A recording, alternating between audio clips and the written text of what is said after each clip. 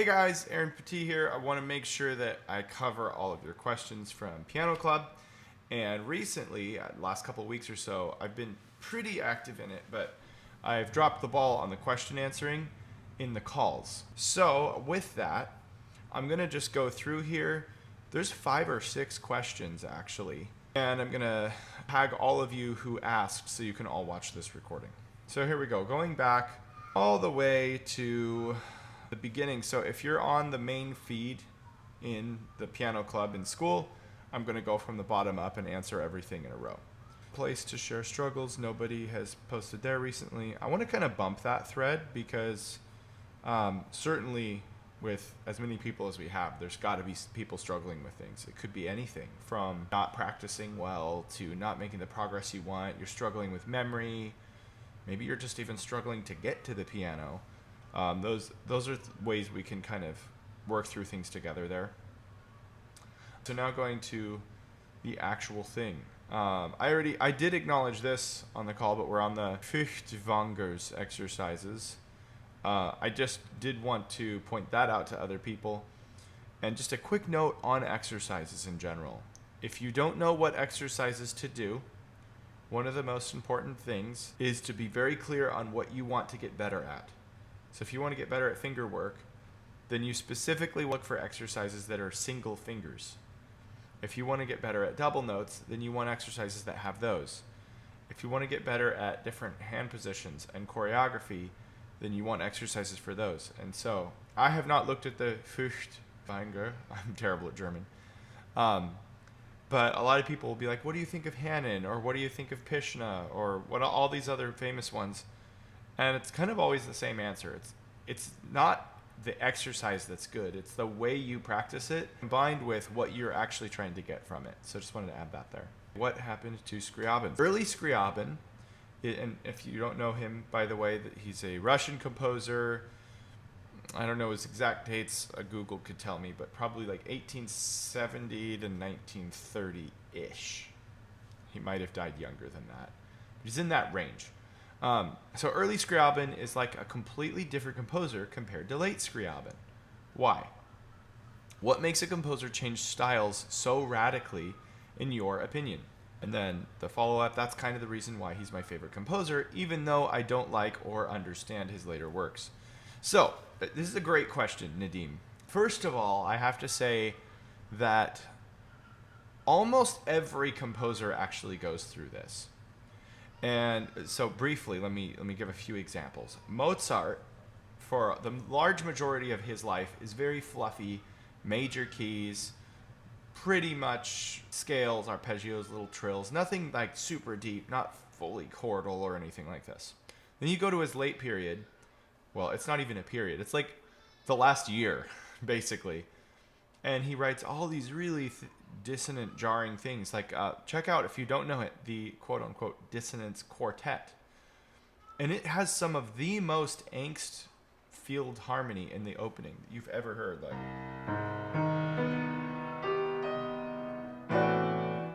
these kind of chords that they're all intersecting, and it's almost like this gelatinous mass trying to find its way to some sort of a structure. And it can't. And eventually it does, and then we get Mozart back.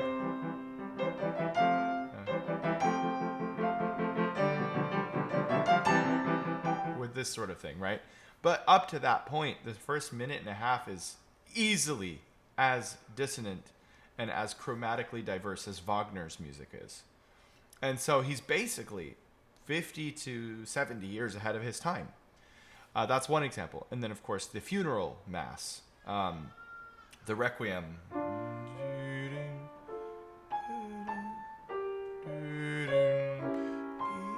Very dissonant, very jarring, full of all sorts of darkness that's normally not seen in Mozart. Schubert is another great example. Late chamber music, the last set of Lieder he wrote, which is voice and piano vocal songs. The Unfinished Symphony, which is, I'm going to get destroyed for this. Is it number 10 or number 9? I don't know. One of the two. The B minor. The last 3 piano sonatas get realms better than anything he wrote before that, but also way more original. Just bigger in scope, longer, more interesting with the colors he explores. It's way out of Schubert's realm. In fact, some even compare it like sort of to the late Beethoven sonatas in terms of how deep they are, in terms of their profound quality. And you typically wouldn't describe Schubert that way, as a deep composer. He's a beautiful composer, but more often a little bit more like Mozart, a little more fluffy,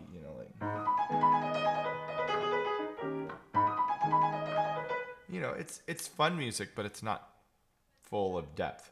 No, in a lot of it, at least the piano stuff. So anyway, that's something. We've got Mozart, we've got Schubert. Beethoven goes without saying, because scholars for a million years have said he's got a beginning, a middle, and an end. And the end period is like the future. The beginning period is looking back to Haydn. The middle period is like him finding who he was. And then his late period, honestly, is not even Beethoven anymore. It's like that's what I call like the prophetic period, where he sees into the future and he calls it in advance, right? So, or sort of this spiritual period. It's full of like inner reflection and prayer and larger than life ideas. So we've got Mozart, Schubert, Beethoven, really everyone, almost every significant composer. And one of the things that makes them an A-list composer is that they had this transformation. Chopin, in the last few years, writes some of the most chromatically dense music. The late Mazurkas, the Third Sonata, the Barcarolle in F sharp, the Fourth Scherzo. That's like way out of the realm, not only for the four scherzos, but for Chopin in general. Liszt, I don't know if you know this, but Liszt wrote the first Impressionist music that Debussy and Ravel was inspired by. If you haven't heard it, check out The Fountains of the Villa d'Este. This is here.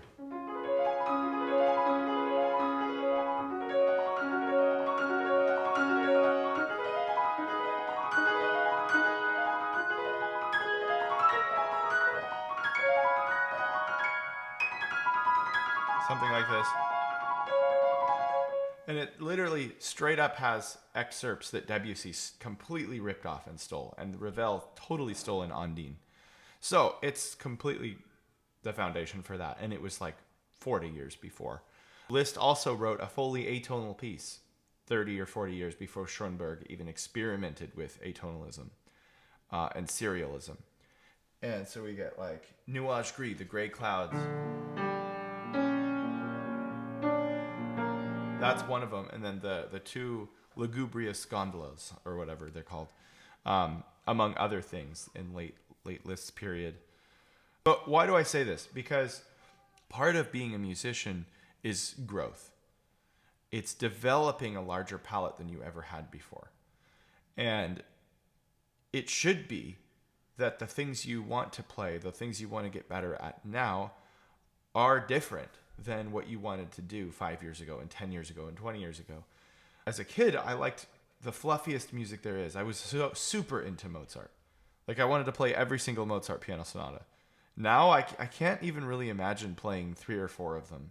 It's not that I couldn't or that I wouldn't enjoy it at all. It's just not my profile anymore.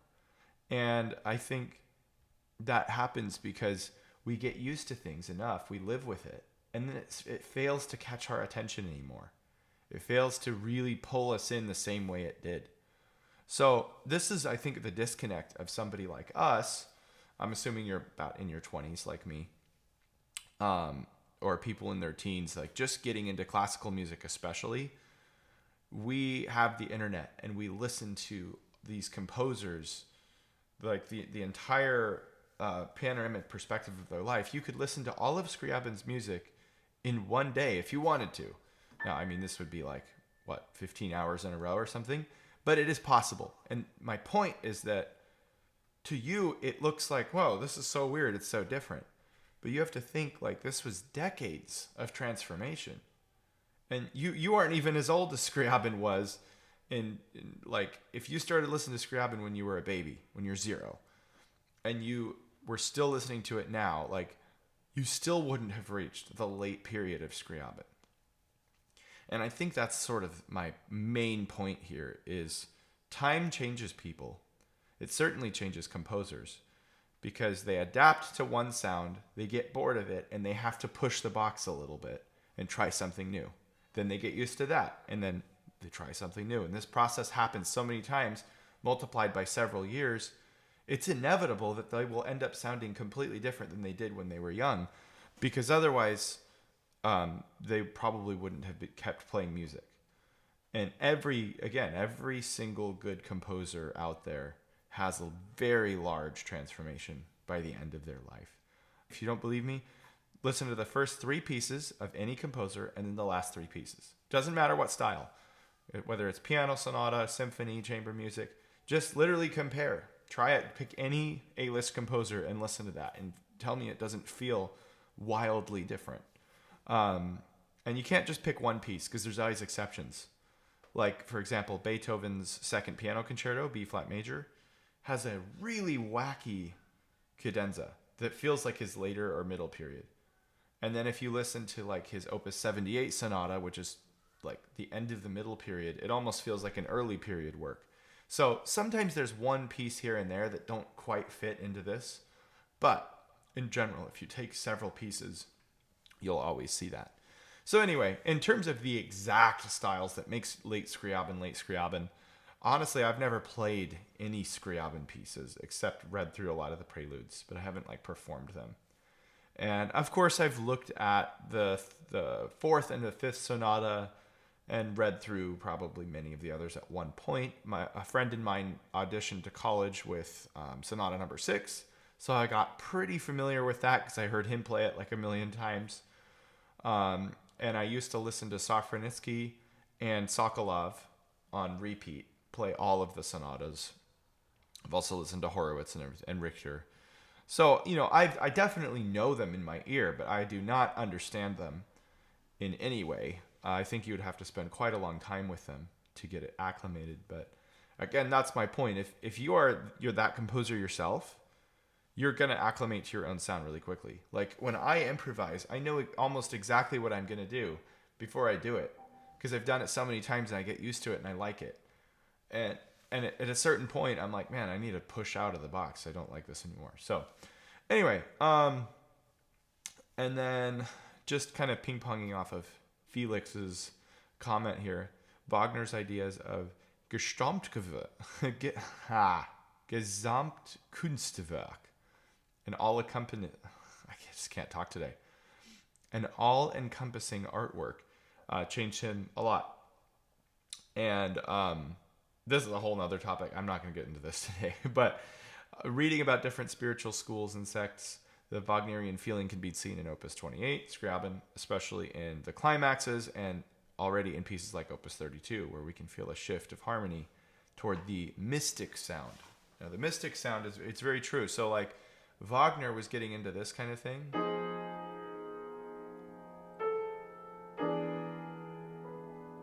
This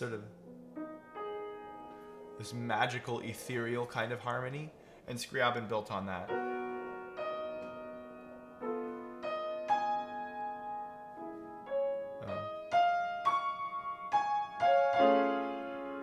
With these sorts of things. Very similar, but again, we're talking like 50 years later, so I would definitely agree that Wagner had an influence on Scriabin.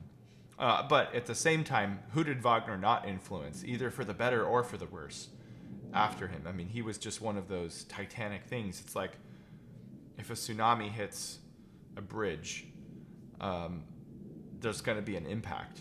The bridge is coming down, the people on the bridge drown, to get rather graphic, I guess. But see, like somebody like Wagner is a tsunami in musical history. You can't ignore him. You may not like him, but you can't ignore him. And I think it's the same. Like Debussy wanted to do anything but Wagner, but he was still shaped by Wagner because by not liking Wagner, he went the other direction. You see what I'm saying? So it's still influence, even if it's not copying. A lot of times we think influence is just trying to be like someone. Not at all. You can be negatively influenced by somebody. Ravel also did not want to be like Wagner, right? And so Richard Strauss wanted to be like Wagner, kind of went in that same vein. So just put that in perspective too.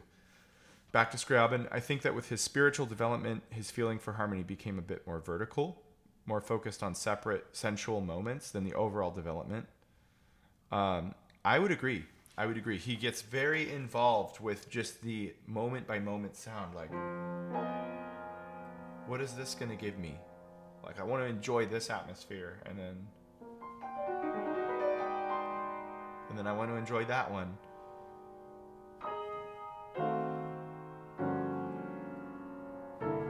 And there's just all sorts of weirdness everywhere. But it's because, like, again, he's pushed to the boundary. He needs to hear something unique. So he sits there. He enjoys it and he parks on it. And yeah, I definitely think that there is more sense of color moment by moment than the long run. That said, I did study fourth and fifth sonata a decent amount, and they are very tight-knit structures. So he has both, but I think the reason it feels like the structure is not there is simply because the harmony is so exotic. A lot of us are not used to it, so that's what we notice the most, and we get lost in it. But honestly, like, I did that as a kid a ton. I played all these extended chords with flat nines and 13s and stuff that jazz pianists would go crazy over. You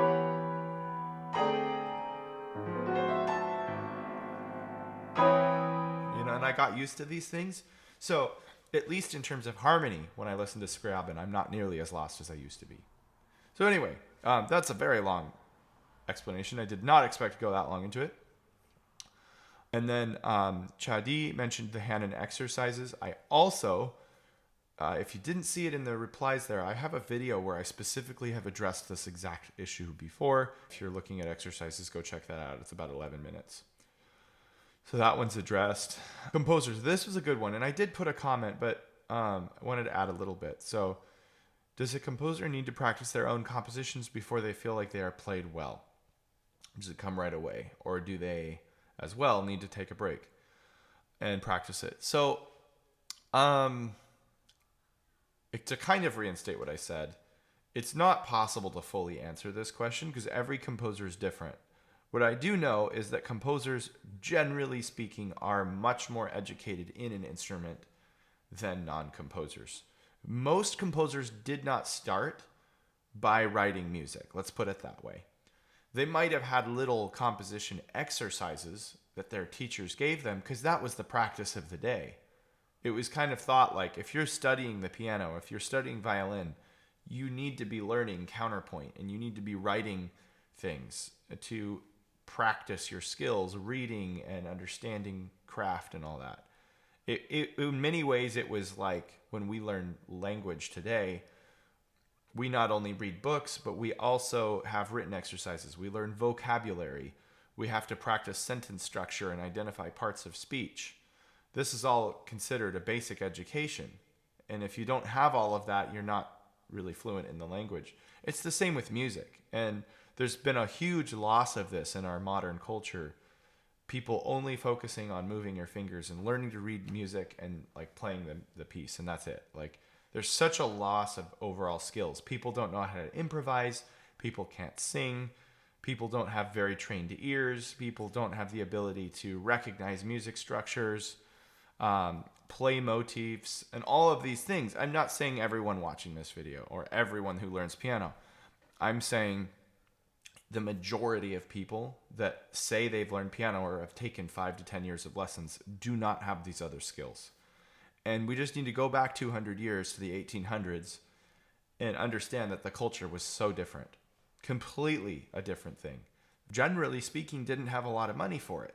And so the people that took lessons had money, and they were going to high-level arts teachers who were really passing on their craft. It wasn't just some hobby, like you see some ad on YouTube, and it's like, oh, learn piano in 6 weeks and, you know, play 4 chords.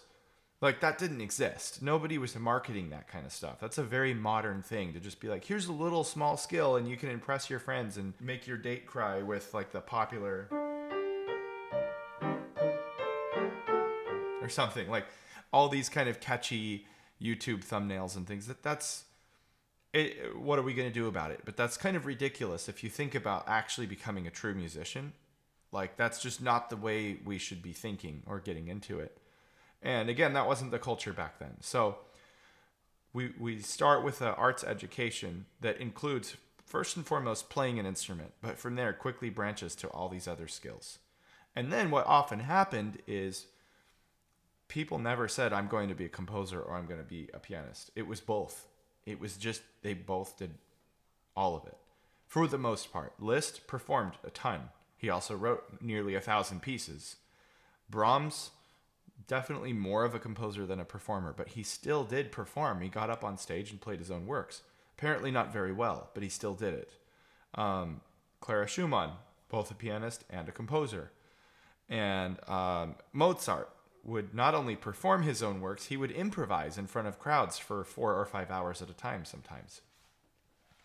And he wrote, right? So everyone was generally skilled in all of their things. But for the first 15, 20 years of his life, Beethoven was quite an accomplished pianist. He kind of got less and less as he got older. He stopped practicing, and as he went more and more deaf, he just cared less and less. But all of these things point to, the two are tied together. They're not separate. So, do they need to practice their own compositions? I would say yes. I would say less so than most people, for sure. Mainly because they did, in fact, think of it. So in terms of the memory and the understanding of structure, they just don't have to figure it out as much. They figured it out as they wrote it. And then once they wrote it, like in their head, it's going to make sense to them. Chopin knew why he voiced chords a certain way. He knew why he left certain notes out. So he's not sitting there like a historian going, why did he write it this way? Because whatever led him to do that in the first place is a question he didn't have to settle inside. And for us, from the outside of it, that's often the disconnect, is we'll look at it and we don't really understand why a composer got there. But certainly, the composer must have understood why he got there. So in terms of learning the piece, I think it would go faster. That does not mean that his physical technique was up to par with being able to play it, or that he didn't have to practice. Rachmaninoff was one of the greatest pianists of all time, and there's a legendary story of him playing Chopin's double thirds etude, even slower than this, for an hour straight. There was a reporter that sat outside his house and said he never moved on from the opening, practicing it incredibly slow. And so that goes to say something, that yeah, he was amazing, but he also put in the work. He practiced long, hard hours at really slow tempos to figure this out. How much of that was happening behind the scene that we don't hear about? Like, was he great at his own pieces because he also was great as a pianist and he put in the diligent study? It seems that way. And I thought the comments, by the way, from Olivier and Richard were great. I'm no expert in musicology, but I think Chopin probably had no trouble playing his pieces. Do we know whether he composed at the table or the piano? For if he composed as he improvised, perhaps he already knew how to play his most difficult pieces quickly. And then he was just saying some things about what I mentioned. So I think that's true, but again, he probably still had to practice. We do know Chopin did practice a little bit less than everyone else, but he did practice. And he also put in a lot of diligent study as a kid, doing Mozart sonatas and Bach preludes and fugues that even years later he still had in his memory. So he had a good foundation, let's put it that way. He wouldn't have just sat down and noodled at the piano. Anyway, there's that. And then Richard mentioned that Mozart was pitted against Clementi in a concert, and victory was undecided. And Chopin wrote to Heller, Liszt is playing my etudes, transporting me outside of my respectable thoughts. I should like to steal from him the way to play my own etudes. Right? Which is really interesting. Like, I've heard this said before. Well, if there's a recording of the composer playing it, then nobody can play it better. Like Rachmaninoff playing his pieces, Grieg playing his pieces. The problem with that is that assumes that they're the best quality pianist, and that's not always the case. But it assumes something else, that art has to be expressed only one way. And if this were true, we wouldn't have reruns of Shakespearean plays that we act out live. Because every actor is going to bring a different nuance. We're not just reading Shakespeare. We're going to it because we want to hear it differently. It's the same with music. If a certain piece has to be an exact way, the exact balance and science and timing, then we would all just be aiming for that one result. But that's not the case. So instead, art is about expressing it the way that feels right to you. And that's why Chopin could hear Liszt doing it. And he heard something in his own pieces that he wouldn't have thought of himself because Liszt could express it in a different way. And I don't think Chopin was just jealous of his technique. I think it was more than that. I think it was his sound, his tempo, the way he bent time, all of it. And so I do believe that no matter how committed a composer is, no matter how good of a pianist there is, there's still room to improve on it because that's just how art is. It's never defined by one person. Continuing on here, we have Hezron the other day asking about sight reading.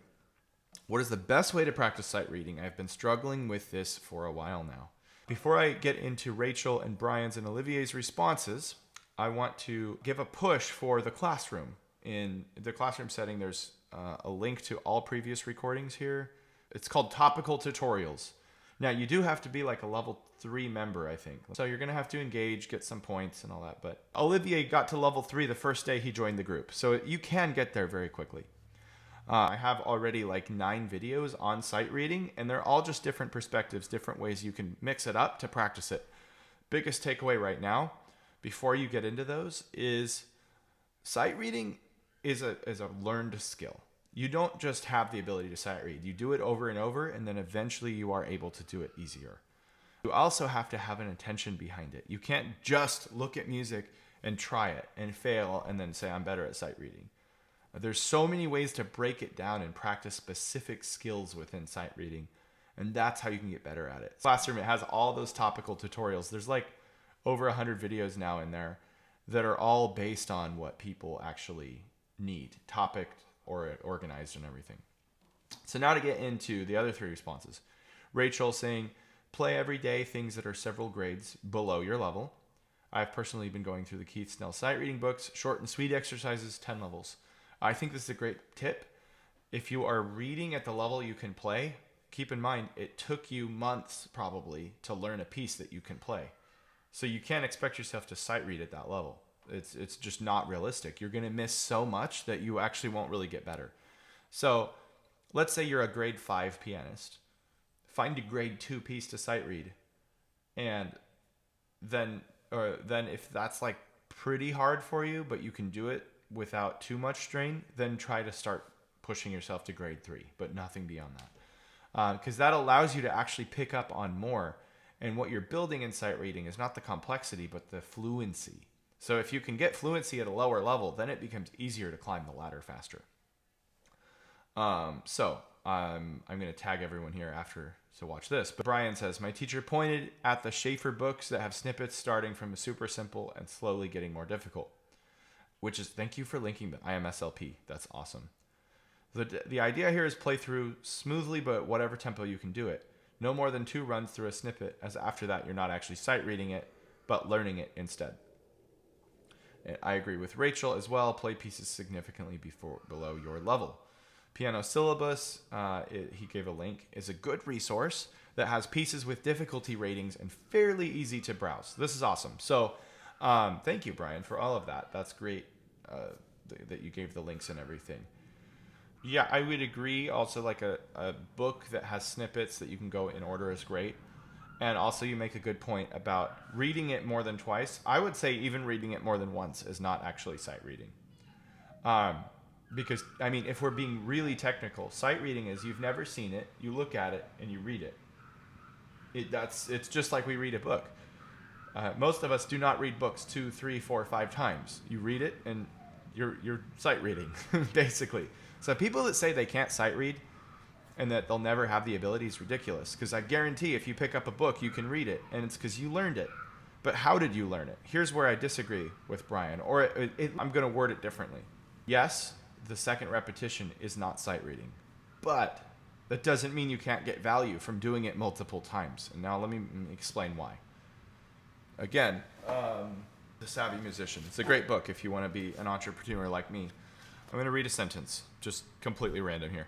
So you followed the advice above and are now the proud owner of one of the world's greatest websites. The only one problem, nobody knows about it.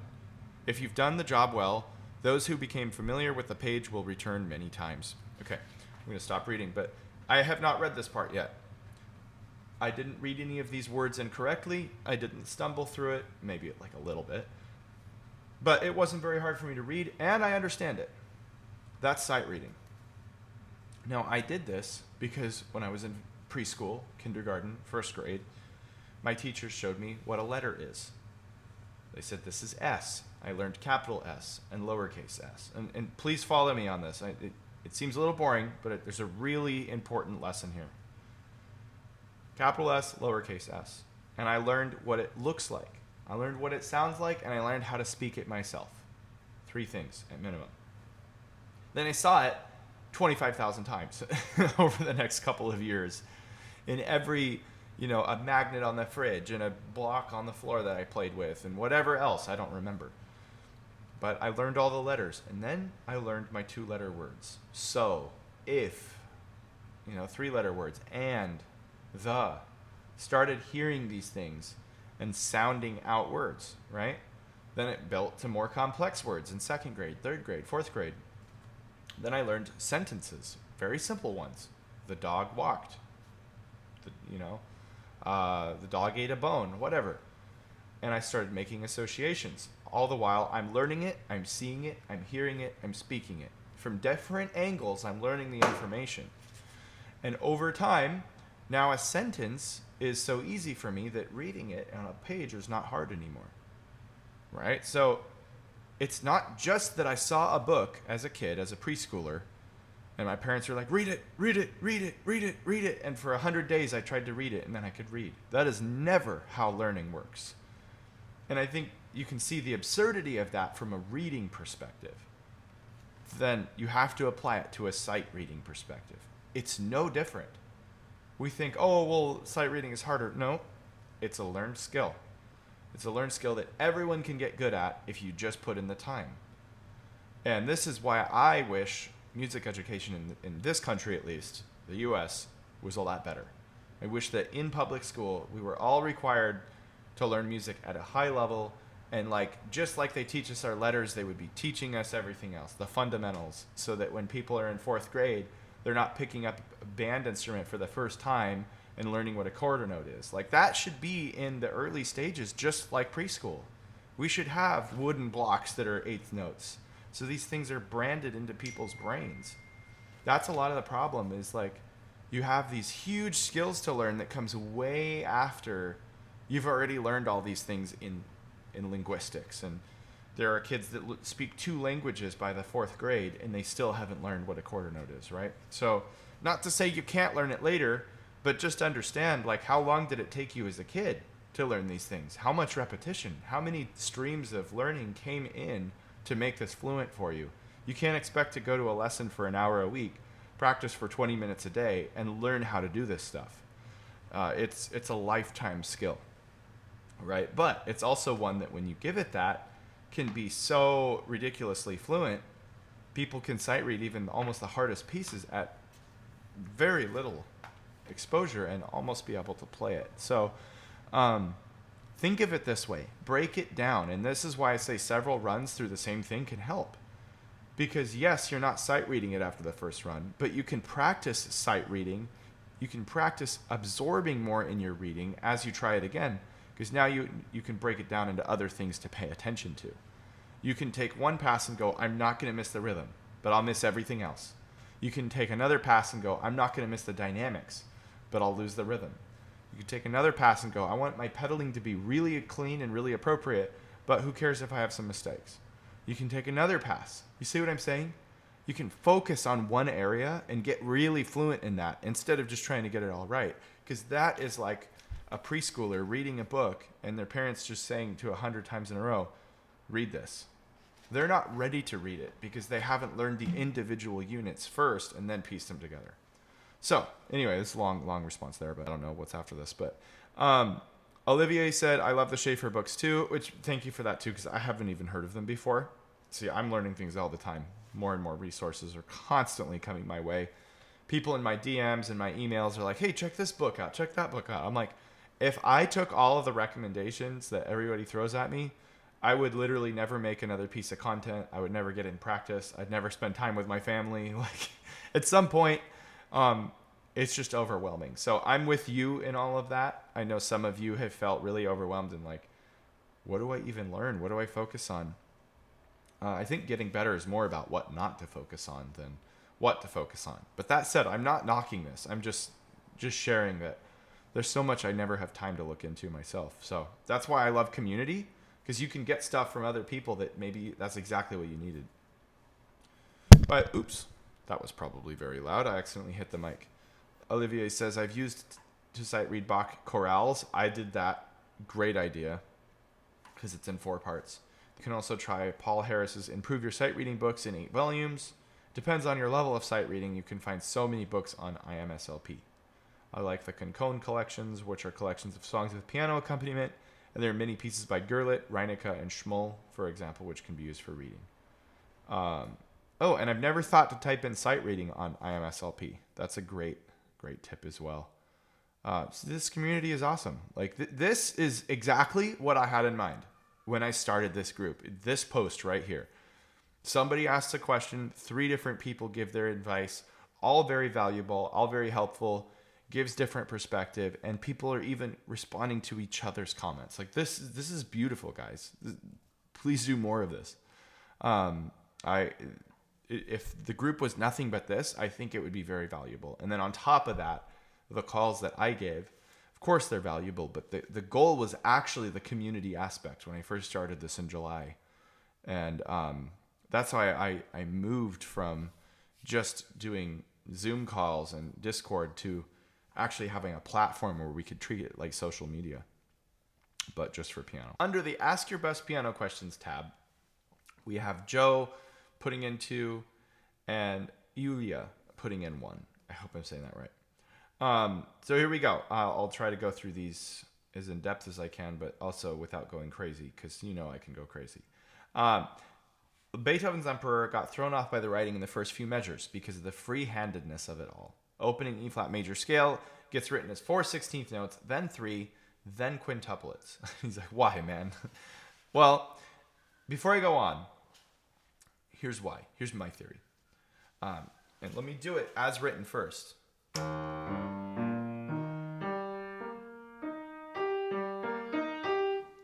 Here's why I think Beethoven is doing this. If he had done 4 4 4, it's the same amount of notes, right? It's 12 notes. We have 4 plus 3 plus 5. But listen to what it sounds like.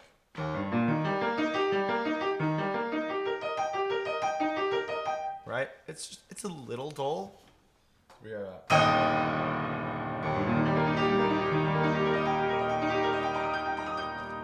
it does lack a little bit of character. Now, I'm going to play a very literal 4 3 3. Hang on. Okay, so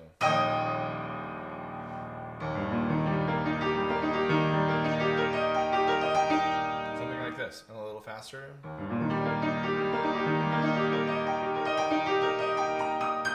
Right? It basically makes it feel a little bit more like an improvisation, would be my first argument. We're not into the real theme yet. And if you've studied this piece with a little bit of depth, you'll see that the real theme starts 2 pages later with like...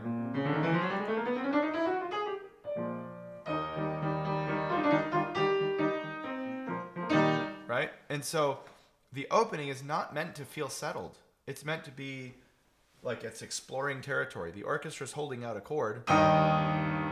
There's no rhythm here. And so the pianist is kind of finding his way into the E-flat major sound.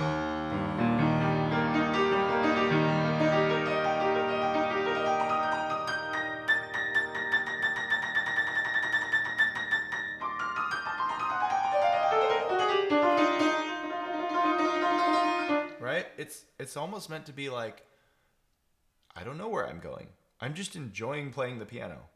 And I happen to be featured right now. I think that's the feel Beethoven wants. And had he written evenness, that just wouldn't have came through. So that's my first thought. Going on to the rest of your question. Listen to loads of recordings, and having looked at the score, I can't really tell if people play the quintuplets as quintuplets. And if so, is it supposed to be played in the space of a quarter? Theoretically, yes. Right? So at the same time, look at that measure. It's literally one measure, and that can't be a quarter note, because that whole first gesture is actually printed over one quarter note in the orchestra part. And then this is printed over the second quarter note. So how do you explain that? I think, again, it's an improvisation. It's like he's not printing an exact amount of time. He's printing a flexibility that you kind of generally do as fast as you want.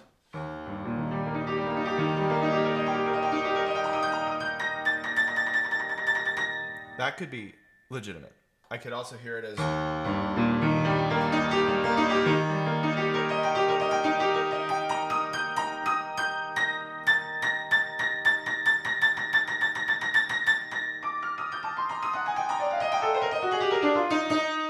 I could see somebody taking that much time with it. I don't think one is better, one is more accurate. I would tend to play it a little faster myself, but I do believe that there's room for interpretation here. So, okay, go back to your question.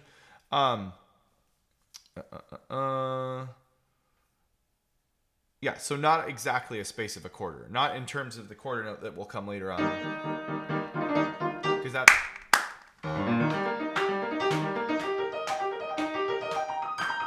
Now listen to Glenn Gould and you might change your mind. He does play it like mechanically super perfect. And I kind of like his recording. It's this like guilty pleasure thing. Like it's not really how you should do it, but I kind of like it for some reason. Anyway. Those 3/16 notes before the 5 notes, are they supposed to be triplets? Yes. At least relatively speaking. Think of it as regular speed, a little slower, a little faster for the 4/3/5. Because the A flat major run, suddenly they're written as 3, wasn't for the E flat major arpeggio. Yeah, and so this is like in the next one. And here's why it's really freaking confusing. It's because the 3 actually overlaps. Your score is different, but the majority of scores have the start of the triplet starting on the last 16th so that the A flat and the C come together.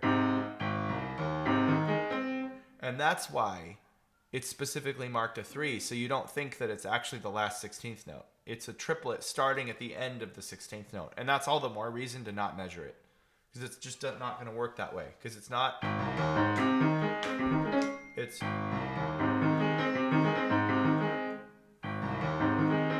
It's just weird, right? There's just this sort of gray area. These are great questions, though. I love that you're thinking through this. This is how you become an artist. You look at something, you wrestle with it, you ask somebody who's more experienced, which you did, and then you learn. You grow and you adapt. Now you can answer the question yourself. This is literally exactly the process of learning these things, and you're doing it perfect. So, next thing, I had a look at Liszt's 2-piano arrangement. He writes that the C at the start of the triplet plays with A flat. I just addressed that without seeing that, but yes. In an edition by Golden Vice, this pattern doesn't occur until the next A flat major. Is it just down to the editor's preference? Now, this is a question that is beyond me, where I would need to go ask somebody else, who I know, actually, the biggest Beethoven scholar I know, played all the 32 sonatas, played the 5 concertos with orchestra multiple times, and knows everything you could possibly know about Beethoven.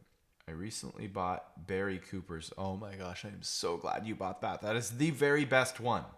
In fact, Mark Salman, who I just mentioned, says Barry Cooper is the definitive. He's like, I basically burned my Henleys as soon as I got Barry Cooper.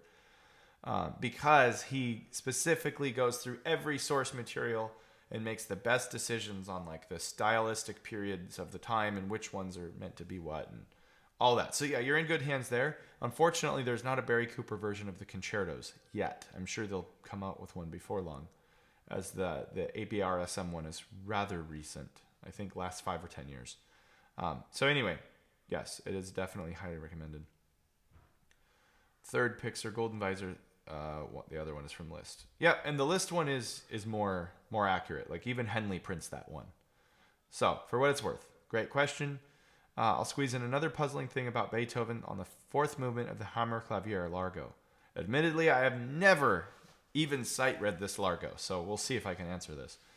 In the opening, at first thought, this was written in free time again, but it's a shed load of 30-second notes and makes the score look so gnarly, but quite unique, I guess. Anyone have any ideas about this? Why Beethoven might have wanted to write it this way?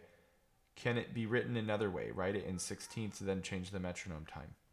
Yes, as is the case with almost every Beethoven piece, especially the slow movements, he absolutely could have written it. If this looks puzzling to you, I just pulled it up.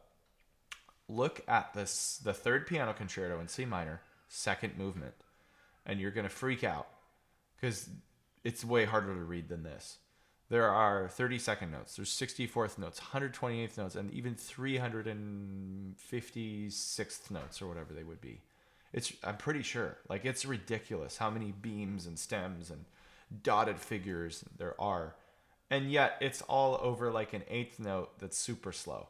So why didn't he just make it a quarter note and shave off a lot of those beams? I don't know. To be honest, I really don't know. There's a lot of theories that could go around on that. Maybe he... I did hear Mark Salman say this one time. Maybe, this is not confirmed by like anyone, but maybe Beethoven intentionally wrote it harder to read so that people would actually spend more time really figuring the rhythm out. Because when you see this, you're not going to just like crap through it and go, okay, yeah, I have it. You're going to be like, what on earth? You're going to do exactly what you did. Like, what is going on? Why is it written this way? And it's going to cause you to play it more accurately, is it not? Like if you're taking it seriously. Versus if it's written all in, see, it's 16th note is 76. He could have wrote quarter note is 76 and then wrote everything with two beams less. But that would have looked like way easier to read. And maybe Beethoven's concern is people would have like then actually had more rhythmic mistakes, ironically. This is a theory. Is it confirmed? No. Is it an interesting theory? I think that's a very legitimate possibility. I think Beethoven really did want to challenge pianists to actually do the work. He was an architect, without a doubt. And every note that he wrote and every rhythm he wrote is completely intentional. There's nothing just by feel. He is cement, concrete architecture and how he puts things together. So that would be my theory, is why he did it this way. Unfortunately, my other big mentor who understood Beethoven passed away this year. He actually played this piece many times. One of them in the Van Cliburn competition. That's when he got third place. If you don't know who Mark Westcott is, you should check him out. So he knew this piece as well as anyone. I never got a chance to study it with him or ask him about these things. Mark Salman is still with us, but he's very expensive, and I don't have a lot of money to throw at lessons these days. I haven't seen him in like a year. So maybe one of these days I'll go and tack this on to the end and see what he has to say. But so there you go. There's your Beethoven questions. I could talk about Beethoven all day. It's always fun. And then Yulia's question. Small-handed pianist here, currently practicing Beethoven, Opus 28, which is the Pastoral, I believe. Yes, I think this is it. It's a great sonata, super underrated. Like, so few people play this. So I love already that you're doing that. Struggle with broken octaves, how to relax. There's a bit of stiffness. It causes tiredness and pain. Do you have tips? Yes, definitely have tips. Again, I want to push for the classroom that has all of my technique videos laid out in one place. I mentioned this earlier, but there's going to be continual things on this all the time. That said, I will specifically give you something for this passage real quick. I got this from a Russian teacher, or an American pianist who was Russian trained. Daniel Pollack studied with Rosina Levine at Juilliard, who was the wife of Joseph Levine. The both of them were some of the greatest pianists of the entire century, last century. But take a quick look. Let me lower this and make sure that's like, yeah. Okay, so he talks about how broken octaves are not actually octaves. They're sevenths or ninths. Now let me explain that. We look at the shape of the octave that's familiar to us. And then we think, move the hand and do it again and move the hand. He reframed the way I thought about this by saying, just play the pinky on its own. Now look at the distance from the thumb down to the next one. That's a seventh. that's a little bit smaller than an octave. And so he said, focus on the one that's not an octave, because it's not the octave that we struggle with. I bet you if you stayed on F sharp and just did this, you probably wouldn't tire as much. You still might some if you're doing something wrong, but you could probably sustain that longer than this. And that's only because the end of one thing is not preparing you for the beginning of the next. So what that taught me is that as soon as I play thumb, I actually have to contract the pinky in like this. I go pinky, thumb, and then I actually pull this in. So it looks like this. Now you can't see that, but see how you can see this part of my hand is raising, and that it's not because I tried to pull it up, it's because I brought the hand in more with the pinky, and that caused it to stand up a little bit because it shortens the stretch.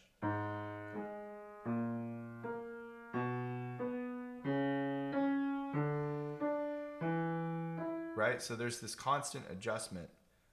It's like open, close, open, close, open, close. And you got to actually practice that into the feeling as you're going slow. I don't know what this is. I have to look at the score again.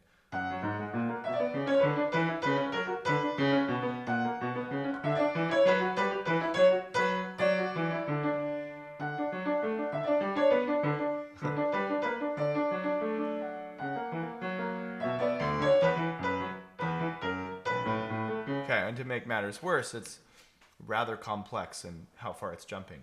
So when you have the big jumps, the trick here is you can't stretch it, so just shorten the note. Like instead of this, and then throwing, just staccato the thumb.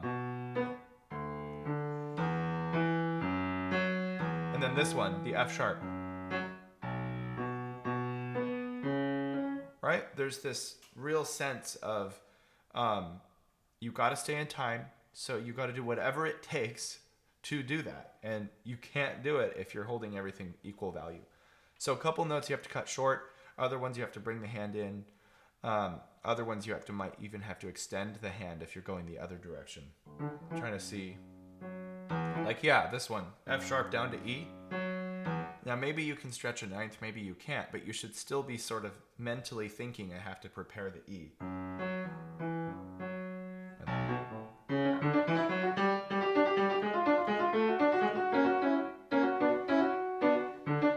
This is kind of a gnarly passage because it's all over. It's like there's a lot of Beethoven rotation it stays more in place.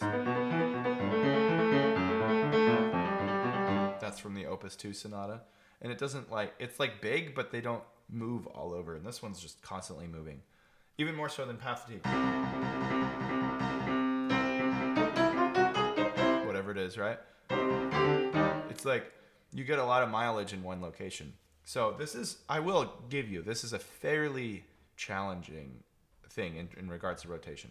But the principles are no different. It just means you have to practice a little slower for a little longer. You'll get there. When it comes to the double note rotations, which thankfully is only one measure, you got to be really aware of your hand position, that when you're on the black key, your fingers are a little more flat. And then when you're on the white key, they are a little more pointed because they're on two different planes, right? So you got higher plane, lower plane. And see how I actually adjust my finger shape? That way I don't have to push my wrist up and down too much. I just change my hand position from flat to pointed. And then when you have the C sharp and E, it's flat 4 and pointed 2. So I can play both at the same time without having to hike up anywhere. So that's an important thing to get. So anyway, there's some thoughts on rotation.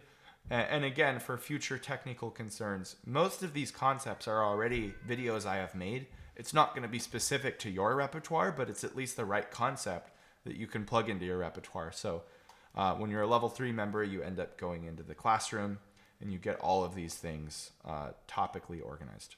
Iben talks about tension here. There's always a fatigue feeling in my hand when I repeatedly use pinky when playing, like the second part of Fiorelise, whereas there's a repeated note G.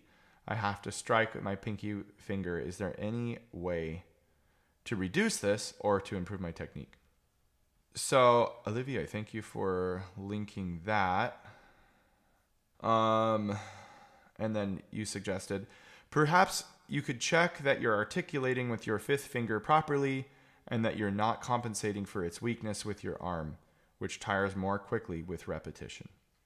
Yeah, so I'm trying to think. You must be talking about this. I was like, where's the repeated note G? I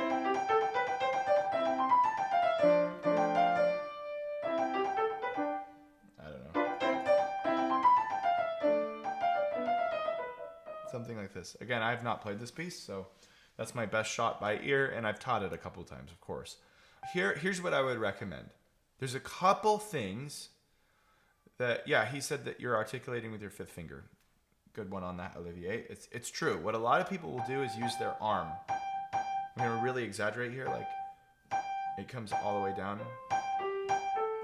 Now, people don't do it that much, but there's often a little bit of that going on. Here's how you can break that. Drop your elbow really low. You can even test it by touching your leg with it. So that forces you to not start to raise.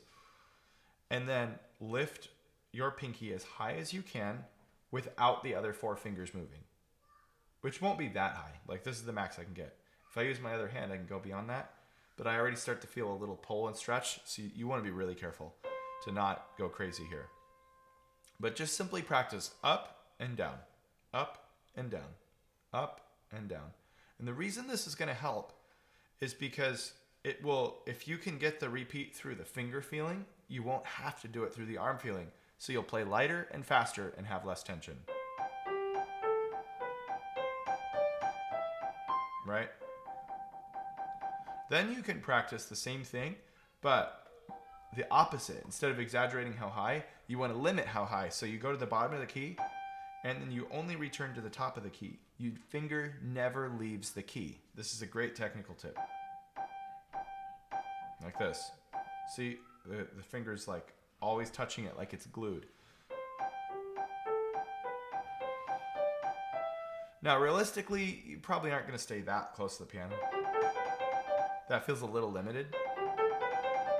A little bit off the piano is okay. But you want to learn both. You want to learn too high and you want to learn not high enough, because the answer is in between the two. So if you can find that, then you get a lot more relaxed on the hand there. So keep that in mind. Probably to reduce tension. This was fun. So it was long overdue too. I'm sorry I got so far behind.